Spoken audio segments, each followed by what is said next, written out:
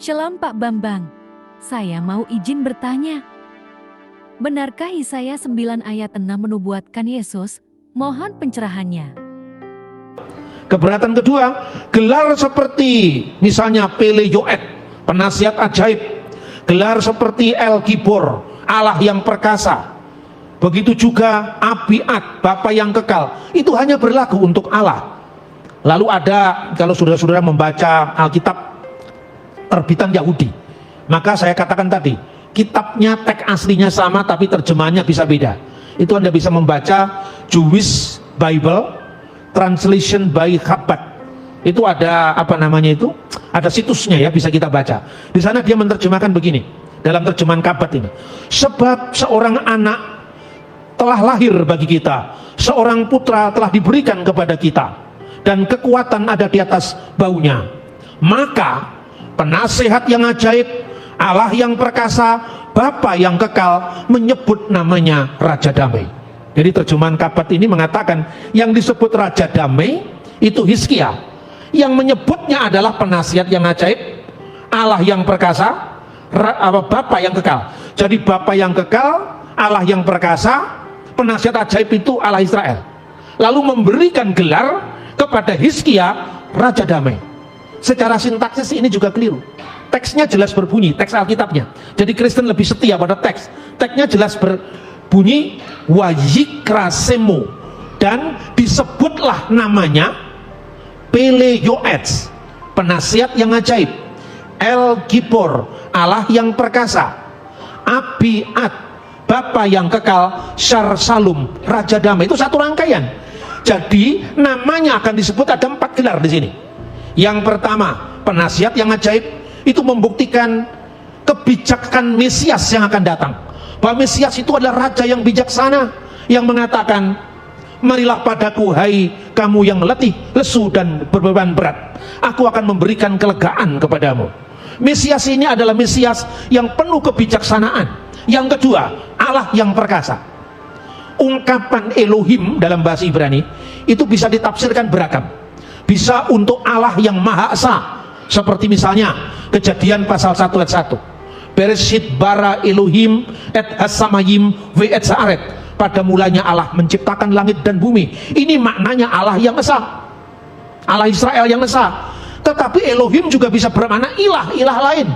Misalnya dalam 10 perintah Tuhan, Lo yihye lecha Elohim akerim alpanai, jangan ada padamu ilah lain di hadapan hadiratku. Tetapi untuk kata El, itu bentuk tunggal yang tidak bisa diperuntukkan bagi manusia.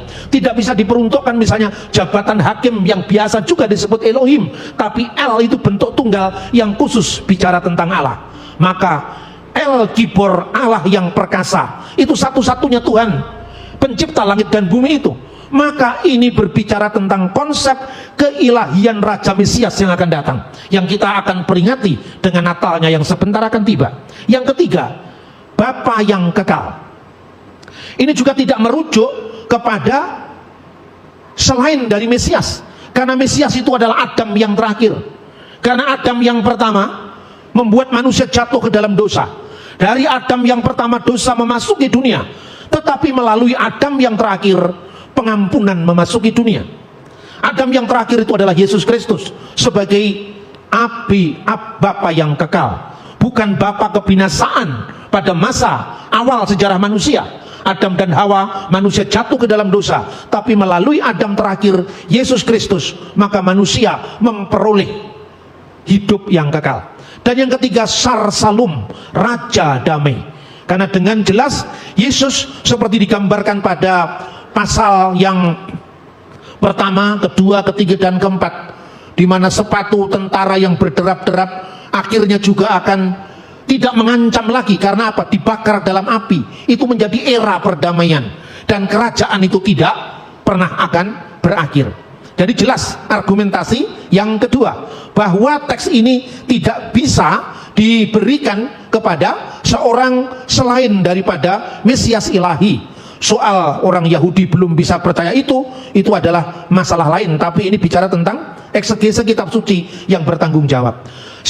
Penafsiran para rabi di abad pertengahan, Misalnya Rabi Rasi, Rambam boleh berbeda mengartikan itu Raja Hizkia, itu bukan Yesus. Tapi kita punya bukti. Targum itu Aramaic translation of the Tanakh. Jadi dia merupakan terjemahan Aram, bahasa dipakai Kristus juga dari kitab Perjanjian Lama. Kita bisa membaca Targum Yonatan, kira-kira ditulis pada awal abad pertama sampai kira-kira abad-abad kemudian. Pada Targum Yonatan itu diucapkan begini, ini terjemahan bebas saudara-saudara. Tapi yang jelas Targum ini menerapkan gelar penasihat ajaib, pangeran damai itu hanya untuk Mesias, tidak untuk Raja Hizkia. Kita bisa membaca di dalam Targum Yonatan itu dikatakan Amar Nebia Labet David. Jadi Nabi berkata kepada keluarga Daud, Ari Rafi Etilet Lana, seorang anak telah dilahirkan untuk kita, Bar Etihab Lana, dan seorang putra telah diberikan kepada kita. Tadi persis mencontoh dari teks asli Ibrani, yaitu paralelisme, sinonimus. Wekabel uraita elahai lematra. Yang ini terjemahan bebas, yang artinya dan dia telah mengambil hukum untuk mentaatinya. Weitkri semai min kodam, dan namanya akan disebut di hadapannya Mapli Etsa, penasehat yang ajaib, atau yang ajaib nasihatnya. Lalu yang kedua, Eloha Gibara, Allah yang perkasa. Tapi di sini disatukan dengan Bapa yang kekal. Jadi diungkapkan dalam satu kalimat, Eloha Gibara Hayam Le Almaya, Allah yang kekal, yang hidupnya tidak pernah berakhir. Kemudian yang ketiga, Mesiha Daselama, yaitu Mesias, ya, damai. Mesiha Daselama. Jadi selama itu salum, bahasa Aramaik. Artinya Mesias sang damai, Yaski Alana Beyumuhi, yang menyertai kita pada hari-harinya. Jadi ini mengungkapkan konsep Mesias ilahi yang kekal, yang hari-harinya terus berlangsung, tidak berakhir. Dan itu mengingatkan apa? Nubuat dalam kitab Nabi Daniel, di mana anak seperti anak manusia itu dikenal dengan Atik Yomaya, yang lanjut usia dalam bahasa Indonesia. Tapi kata lanjut usia itu kayaknya seperti orang tua, ya. Mestinya jangan lanjut usia, yang usianya terus berlanjut. Makanya dalam Alkitab bahasa Indonesia terjemahan masa kini disebutkan yang maha kekal. Nah itu saudara-saudara, jadi artinya bahwa penolakan saudara-saudara kita, saudara tua kita sebetulnya, orang-orang Yahudi, sangat boleh jadi tafsiran kemudian itu merupakan reaksi terhadap iman Kristiani. Oke Pak Bambang, penjelasan Anda sangat mencerahkan dan menguatkan iman kami. Terima kasih, Tuhan Yesus memberkati.